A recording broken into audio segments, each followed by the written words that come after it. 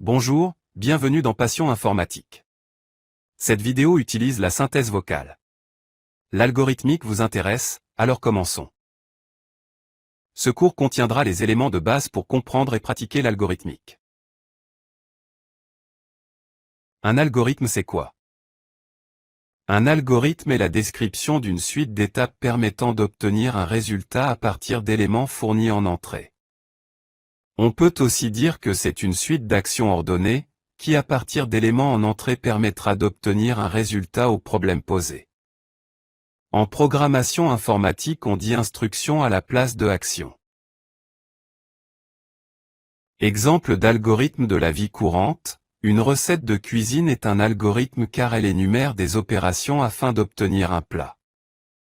Expliquer les étapes de conception d'une figure géométrique est aussi un algorithme.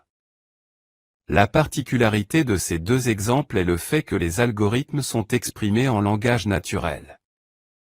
L'algorithme informatique sera quant à lui exprimé dans langage spécifique, ce que l'on appelle pseudocode.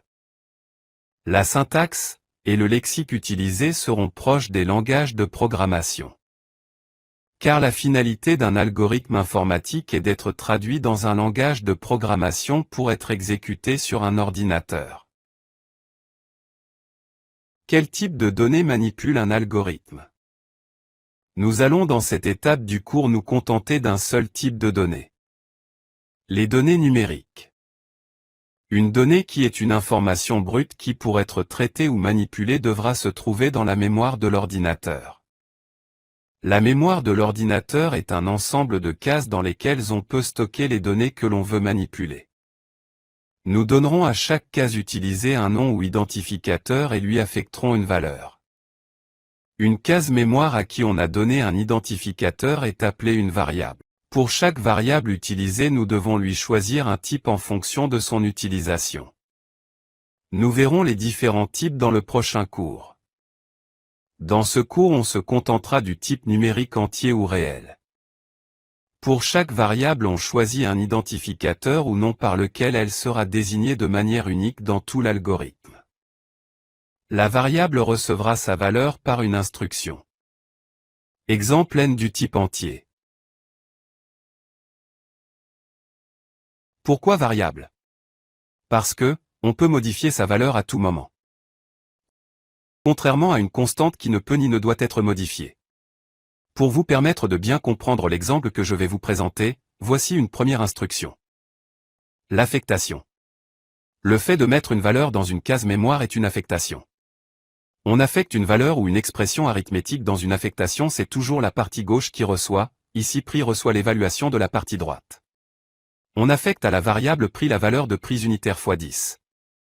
Ou encore la valeur affectée à une variable peut être introduite par un utilisateur en tapant la valeur sur le clavier, dans ce cas c'est une affectation par lecture.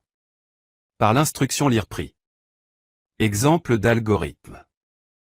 Soit à résoudre l'équation mathématique suivante ax plus b égale c avec a différent de 0. Pour résoudre ce problème nous aurons besoin de trois variables en entrée, qu'on va appeler tout simplement a, b et c. Elles recevront leur valeur par lecture. Avec l'instruction lire ABC. X sera aussi une variable mais en sortie. Car c'est un résultat. La solution de cette équation est x égale c moins b sur a. Comme x est un résultat nous allons l'afficher, par l'instruction d'écriture écrire x. Et on obtient l'algorithme suivant. Au début on donne la liste des variables utilisées ainsi que leur type. Puis les instructions qui seront exécutées pour obtenir la valeur de x. Affectation des valeurs de a, b, c par lecture.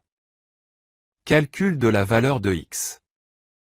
On termine l'algorithme par l'écriture du résultat.